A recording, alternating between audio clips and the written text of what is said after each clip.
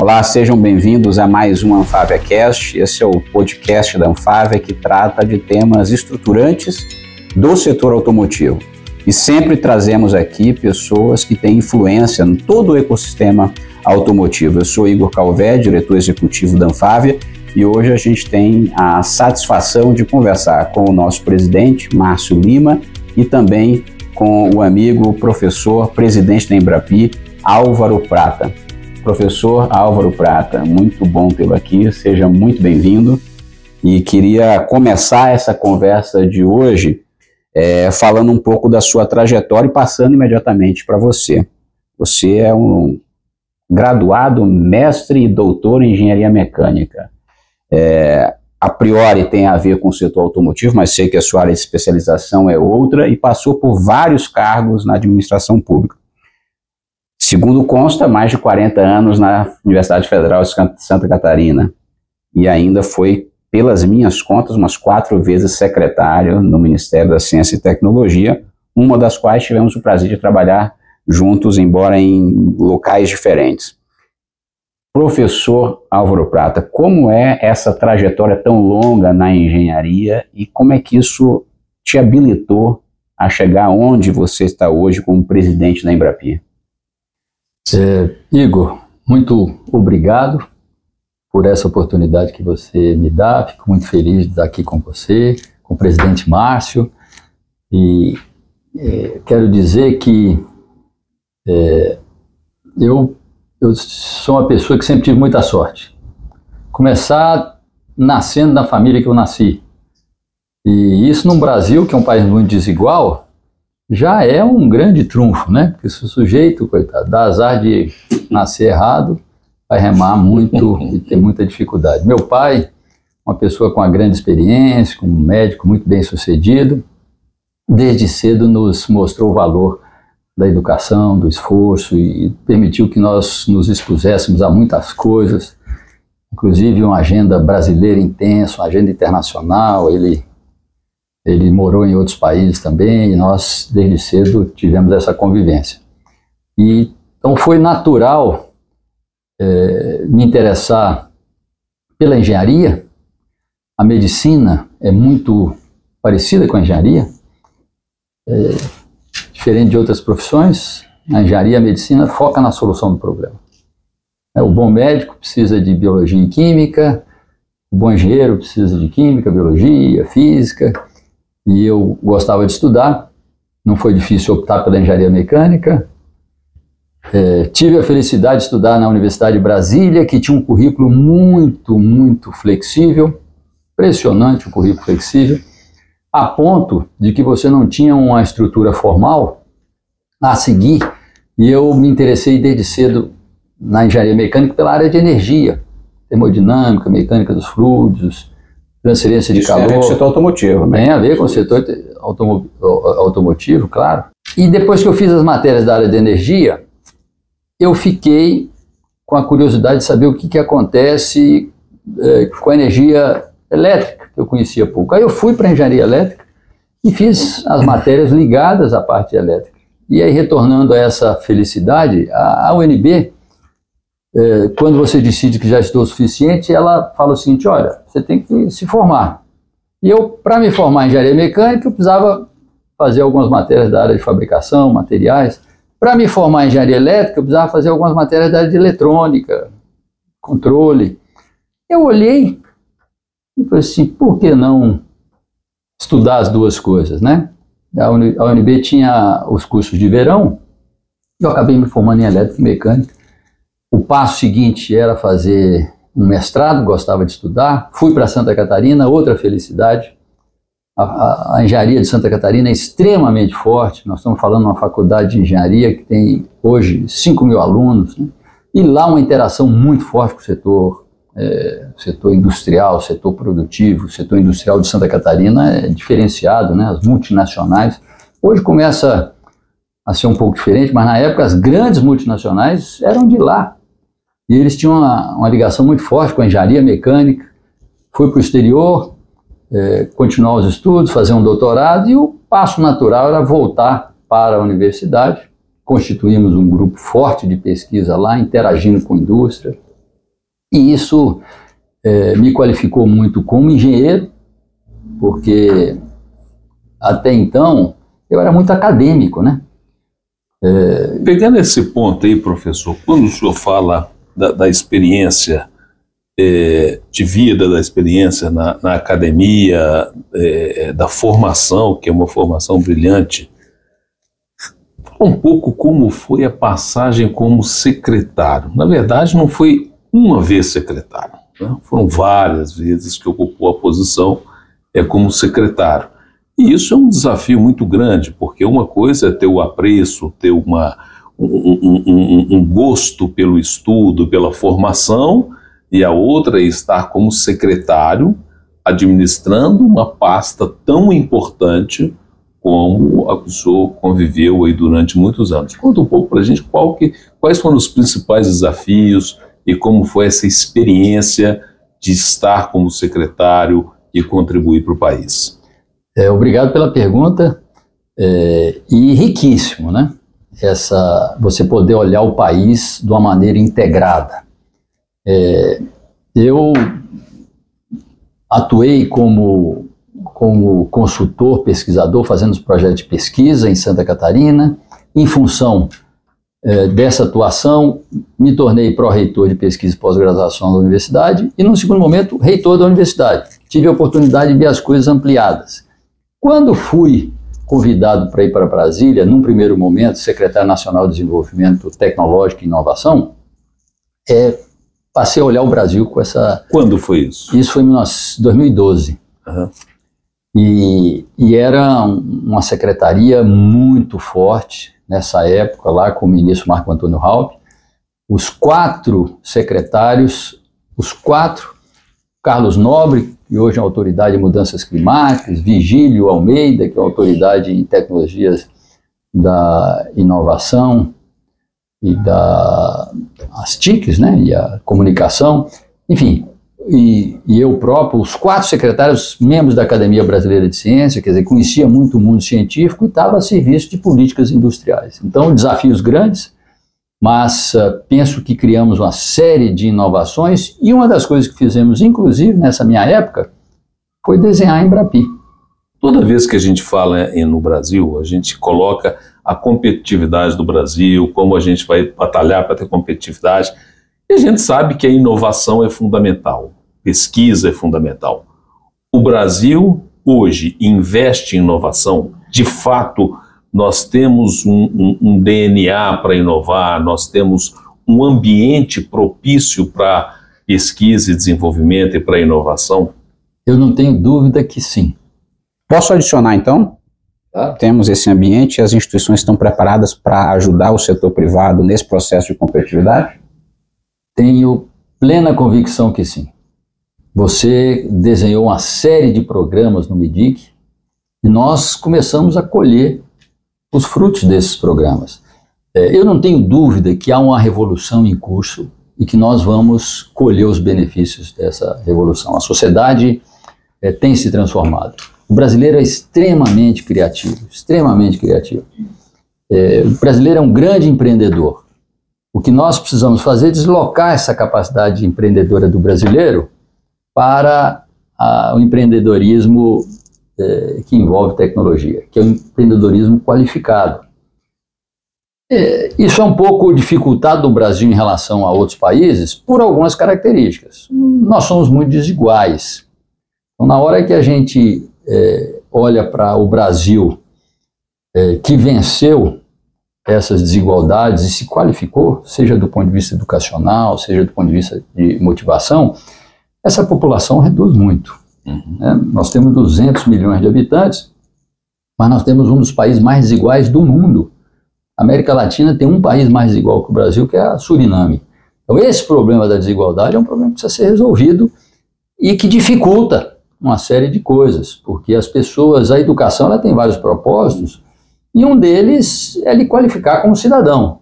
Uma pessoa que, como cidadão, ela não enxerga de uma maneira ampliada, as escolhas dela são dificultosas. E para diminuir esse gap de desigualdade também, obviamente. E hoje as nossas políticas, a motivação que nós temos hoje pela pelo empreendedorismo, a quantidade de empresas que tem surgido. Um exemplo que eu posso dar, que é um exemplo muito brilhante, eu cheguei em Florianópolis em 1978, e Florianópolis era turismo, funcionário público. E hoje é uma das capitais mais inovadoras do país, com empresas de base tecnológica, aquilo ali borbulha de inovação. Graças a quê? Graças a muitas coisas, mas sobretudo a Universidade Federal de Santa Catarina, que como é uma cidade pequena, a Universidade Federal de Santa Catarina são 40 mil pessoas. Na época tinha 200 mil. Eu acho que essa pergunta que o Márcio fez, ela tem dois vetores. Um é porque a gente vê os dados, né, de proporção de investimento, né, de pesquisa, desenvolvimento e inovação em relação ao PIB de outros países mais desenvolvidos e do Brasil, e o do Brasil ainda é mais baixo do que o de países desenvolvidos. E aí eu fiz a pergunta das instituições porque é uma conjunção de dois fatores, né, recurso e capacidade institucional. Pelo que o senhor está dizendo, a gente tem capacidade institucional para isso e certamente recurso a gente precisa também aprimorar, mas temos. O Brasil é complexo. Nós temos muitos problemas urgentes e emergenciais e isso dificulta o planejamento. Se eu tivesse saindo de casa hoje de manhã e um cano estourasse, eu ia ligar para vocês e falar assim, gente, eu sinto muito, está vazando água aqui e eu não posso ir porque eu tenho que resolver Então, e o Brasil tem muito dessas demandas que dificultam o planejamento estratégico. Então, as instituições, elas precisam se qualificar, nós precisamos resolver as nossas fragilidades de uma vez por todas. Um aspecto que dificulta um pouco essa nossa trajetória, que é uma característica que tem as componentes positivas, mas tem componentes menos positivas, nós não temos senso de urgência. Nós postergamos, nós procrastinamos muitas vezes. E isso... A minha pergunta, professor, acho que tem a ver com onde eu vou chegar agora das instituições, que é a Embrapi. Desde 2024, o senhor é o presidente da Embrapi. E a Embrapi é um modelo institucional novo para apoiar a inovação industrial. Conta um pouco para quem nos ouve e nos vê, né, o que é a Embrapi, qual é o orçamento da Embrapi, qual é a novidade no modelo Embrapi? O Brasil... A Embrapi funciona? Funciona muito Coloca bem. isso. A Embrapi funciona muito bem. Embrapi, empresa brasileira de pesquisa e inovação industrial. Qual foi a inspiração para a Embrapi, ainda que ela seja muito diferente hoje da instituição que a inspirou? Uma preliminar é que, falamos do Brasil aqui, que não resolveu o problema da educação básica, né, o ensino médio, mas é muito forte na pós-graduação. Em nenhum país do mundo você pode falar disso. Como é que um país que não resolveu o problema da educação básica tem uma pós-graduação tão forte? Nossa pós-graduação qualificada, a nossa ciência muito boa, os nossos cientistas muito bons. Por que essa ciência não chega na sociedade, não chega na ponta? Puxa, por que será?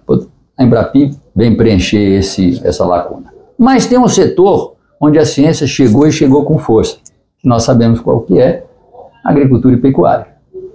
E podemos falar que a Embrapa teve um papel importante nisso, Empresa Brasileira de Pesquisa Agropecuária. Então a referência no primeiro momento para a Embrapi, até o nome foi a Embrapa. A Embrapa, para montar suas unidades, ela escolhia a região, escolhia onde é que ela ia montar e de que ia ser a unidade. Gado de leite, vamos botar lá em Campo Grande, então vamos comprar um terreno, vamos construir o prédio, contratar pessoas, formar para poder atender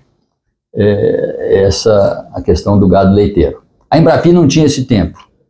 Então o modelo dela fez com que ela falasse o seguinte: nós temos uma boa capacidade científica, infraestrutura, e o que nós precisamos fazer é pegar essa ciência e botá-la a serviço do setor industrial. Então vamos cadastrar unidades, então vamos convidar todos aqueles grupos que tenham competência em termos de recursos humanos, que tenham especialistas em uma determinada área, qualquer que seja a área, em determinado setor, tenha infraestrutura, ou seja, foco pessoas, infraestrutura e experiência de interagir com a indústria. Então já existe... Que é uma linguagem diferente. Que é uma linguagem diferente. E o que nós fazemos e o que a Embrapi faz? Ela credencia essa unidade e empodera, potencializa. Falando para a unidade o seguinte, olha, vamos analisar, a área que você faz é uma área importante, você tem uma carteira de projetos e nos diga quantos projetos você consegue captar. Tem áreas estratégicas da Embrapi, assim, dessas unidades todas, vocês direcionam os recursos. Aliás, é bom saber qual o volume de recursos que a gente tem e como é que as empresas acessam isso. Olha, hoje, depois de 10 anos de funcionamento, você consegue mais atuar em diferentes segmentos, com modelos um pouco diferentes e usar as políticas públicas e as parcerias para atuar estrategicamente, né? Mas na criação da Embrapi, o objetivo era o seguinte, será que a gente consegue criar um modelo, e conseguimos com sucesso, presidente, porque hoje são 93 unidades Embrapi. Em 2013, funcionaram 3 pilotos. Nós estávamos lá em Brasília, 3 pilotos. E o aporte que foi feito na Embrapi foi 9,8 milhões, 2013. 9,8 vezes 10 dá 98 milhões. Vezes 100, 980 milhões. A Embrapi já investiu mais de 1 bilhão de recursos. Olha como é que cresceu isso, né? E esse 1 bilhão de recursos alavancou projetos que hoje totalizam 5 bilhões acumulados em 10 anos. 5 bilhões alavancados, ou seja, tem dinheiro das empresas, tem dinheiro da Embrapi e da... Esse que é o ponto, Igor, que é cada vez... porque a Embrapi, à medida que ela se relaciona com os setores, que ela conhece as unidades, e a gente acompanha muito de perto isso, uma outra grande coisa da Embrapi, se a gente fala em inovação e investimento do Brasil, a gente lembra do BNDES, a gente lembra da FINEP, Sim. Né, que são grandes instituições. Mas, por razões diversas, ao alocar o recurso, a FINEP, ela tem mais dificuldade de acompanhar, avaliar e chegar perto dos resultados do projeto associado àqueles recursos. A Embrapi acompanha todas as suas unidades, todos os seus projetos, coloca as unidades mais bem-sucedidas para conversar com as menos bem-sucedidas, no sentido de, não que estejam ruins, mas que tenham alguma dificuldade, né? E atua em todos os segmentos e começa hoje, por exemplo, o modelo padrão da Embrapi Embrapi entra com 1/3 do projeto, a unidade que vai realizar a pesquisa, que tem independência, ela é empoderada para isso, e ela vai ser avaliada de acordo com o que ela falou que iria fazer. Ela falou assim, vou fazer isso, tá bom, nós vamos acompanhar você, e a gente, você falou que ia fazer isso, por que você não fez isso? Né? Então ela põe 1/3 econômico, e a empresa põe 1/3 financeiro. Então o projeto custaria 3 milhões, a empresa põe 1, a Embrapi põe 1, e a unidade... os riscos, por assim dizer. Né? Diminui o risco. Mas o que é importante, desculpa te interromper para concluir, ela viu que é o seguinte, nós queremos botar 1/3. Agora os outros 2/3, deixa a unidade se entender com o setor industrial. Quer dizer, os 2/3 vêm da unidade do setor industrial. Se a unidade quiser colocar um pouco mais, se a indústria quiser um pouco mais, por razões distintas. E aí, um outro aspecto. Então hoje o modelo é 1/3 e 2/3, 1/3 a Embrapi coloca, 2/3 é a unidade que executa o projeto junto com a indústria. Mas se a indústria é pequena, se ela tem menos do que 90 milhões de faturamento anual, ou se ela é menor ainda, se é uma micro, menos de 4,8 milhões. Às vezes ela não tem nem aquele 1/3 que seria dela. Sebrae hoje chega junto, e ele, na parte da indústria, o Sebrae é parceiro. É o ecossistema, né? Nós temos que trabalhar o ecossistema da inovação, da pesquisa, e não apenas ações isoladas. Eu acho que a grande mudança que existe e onde o país dá um salto é quando o ecossistema é preparado para a inovação. E hoje há uma confiança na Embrapi, no modelo da Embrapi, há uma confiança, porque ela tem 3 pilares, né? Ela tem 3 pilares. Primeiro, é a agilidade com que os projetos são contratados. Fundamental isso. as unidades... Projeto de inovação. Não é de pesquisa. Quando demora muito, é 1 mês e meio para a empresa chega na unidade e fala assim, olha, eu quero fazer um projeto nisso. Demorou muito, demorou 1 mês e meio. Né? 1 mês e pouco. Então ela tem agilidade.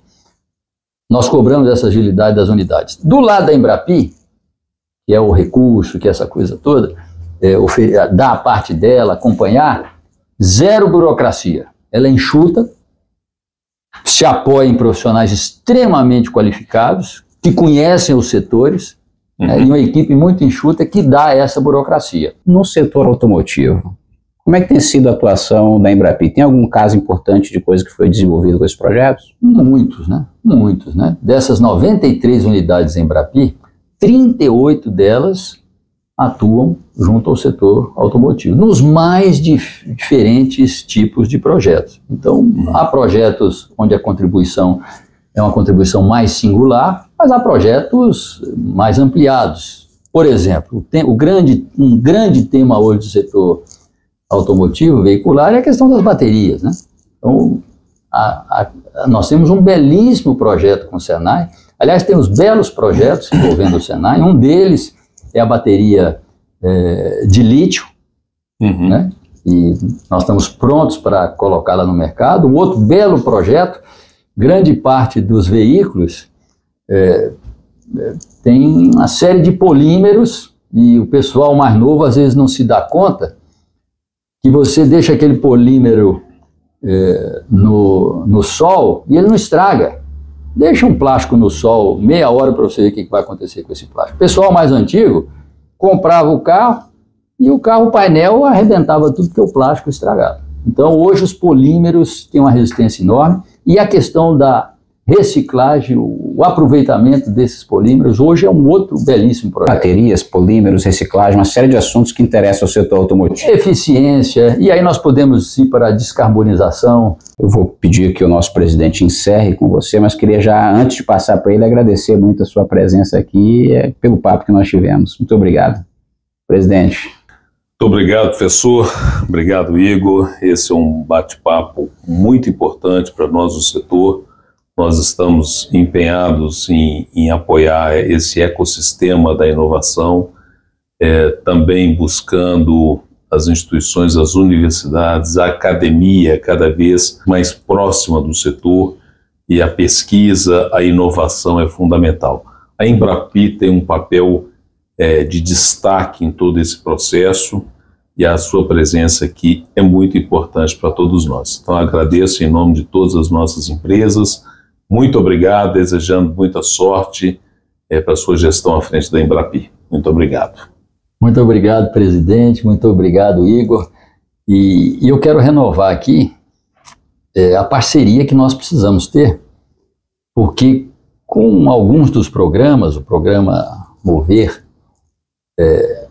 que é um programa muito forte, e a Embrapi é uma gestora, né, do programa, uma das possibilidades que as empresas têm de colocar aqueles recursos obrigatórios, né, para inovação, né, quando tem uma redução de alíquota de importação, e as empresas precisam escolher a Embrapi, precisam fortalecer a Embrapi, porque aquelas empresas que conhecem a Embrapi, a Embrapi é incrível, ela não é muito conhecida ainda.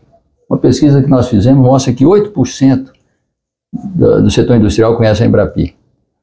Mas dos que conhecem, 90% fazem uso da Embrapi. Se a gente pegar as 10 empresas mais inovadoras do Brasil, 9 têm projetos com a Embrapi.